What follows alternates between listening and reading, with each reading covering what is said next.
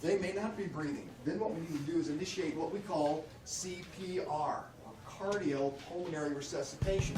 There's a decent arena shooter hidden deep within the wrinkled lined pages of Drawn to Death, but this game from developer the Bartlett Jones Supernatural Detective Agency isn't worth flipping through pages upon pages of wretched dick jokes, schoolyard insults, and lame attempts to be edgy in order to find it.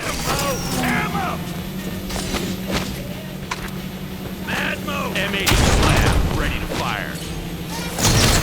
There's nothing inherently wrong with the concept of a game that springs to life from the pages of an angsty but creative teenager's notebook doodlings. In fact, that ballpoint pen and folded paper aesthetic is Drawn to Death's strongest asset.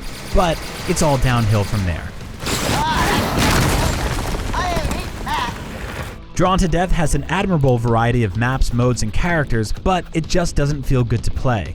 You move sluggishly and float through the air like a sheet of paper, drifting on a light breeze, and it takes way too long to kill anyone, making almost every weapon seem dinky. Except for the few that are just plain better than all the others, like the Russian jackhammer, because Drawn to Death is also horribly unbalanced. It doesn't even have split-screen multiplayer, which a game with a 4-player limit definitely should be able to support. Rampant bugs don't help. In some matches, opponents will wind up somehow floating out in the nothingness above the map, able to gleefully snipe you with no chance of reprisal. Other times, foes simply won't take any damage from your weapons. A lot of these issues might be fixed in future updates, but Drawn to Death's incredibly hostile and mean-spirited tone isn't going anywhere. This isn't just South Park-style sophomoric or crass, that would be fine. The real problem is the constant and unending barrage of abuse it hurls your way.